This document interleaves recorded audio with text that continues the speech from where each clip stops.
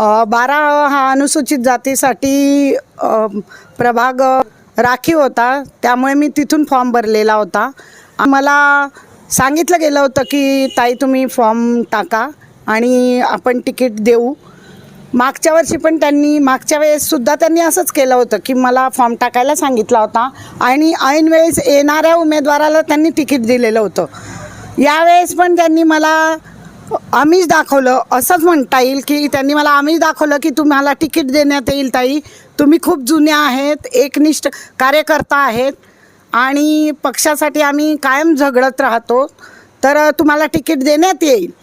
पण मला आज दुपारपर्यंत पण फॉर्मसाठी AB फॉर्मसाठी काहीच फोन आलेला नाही आणि नंतर याद्या डिक्लेअर झाल्यावर समजलं की RPI वाल्यांना ते तिकीट देण्यात आलं आहे। तर माझा आपल्या स्थानिक आमदार राजूमामा भोळे यांच्यावर तीव्र नाराजी आहे, कारण की त्यांनी जर मला म्हणायला पाहिजे होतं की ताई तुम्ही वेगळ्या 1 नंबर 2 नंबर किंवा 4 नंबरमध्ये फॉर्म भरा, तिथून तुम्हाला तिकीट देऊ। पण वेळेवर त्यांनी मला काहीही नाही सांगितलं आणि पक्षाने मला विश्वासात पण घेतलेलं नाही आहे। मला हे म्हणायचं आहे की हे सगळीकडेच झालेलं आहे, आम्ही फक्त काम करायचं, वर्षानुवर्ष काम करायचं का? आणि बाहेरून येणाऱ्यांना त्यांनी तिकीटं दिले गेलेत।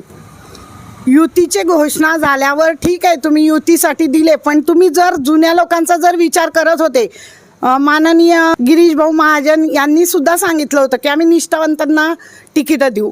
मग निष्ठावंत आम्ही गेले कुठे? जर वेळेवर त्यांना वेगळ्या लोकांना तिकीटं द्यायचे होते तर मग आम्ही काय करायचं इथे पक्षामध्ये राहून? आपल्याला असं म्हटलं जातं की भाजपा हा घराणेशाहीचा पक्ष नाही आहे।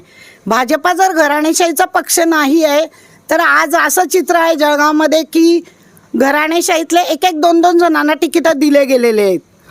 तेच तिकीटं जर भाजपातल्या इतर कार्यकर्त्यांना जर दिले गेले असते तर तेवढेच ते कार्यकर्ते खुश झाले असते। पण मग याचा विचार आमचा कुठेच झालेला नाही आहे। आमचे इथले स्थानिक आमदारांवर माझा रोष आहे, म्हणजे पक्षाविरुद्धच माझा रोष आहे। जर आमचे स्थानिक आमदार इथे होते तर त्यांनी प्रभारी म्हणून बाहेरून आमदार आणण्याची गरज नव्हती, कारण आमच्या स्थानिक आमदारांना इथले कोण पदाधिकारी किंवा इथले कोणते कार्यकर्ते काय करतायत त्यांना त्यांची अगदी जाणीव होती आणि माहिती होती की ज्योती निंबोरेंचं कार्य काय आहे। ते तर आमच्या स्थानिक आमदारांनाच माहिती आहे ना, त्यांवर ते सोडायला पाहिजे होतं त्यांनी। या सर्व कारणामुळे माझी उमेदवारी नाकारल्यामुळे मी भारतीय जनता पार्टीच्या पूर्ण पक्षश्रेष्ठींवर नाराज आहे आणि माझ्या परिवारातील सगळे लोक यावर नाराजी व्यक्त करतायत।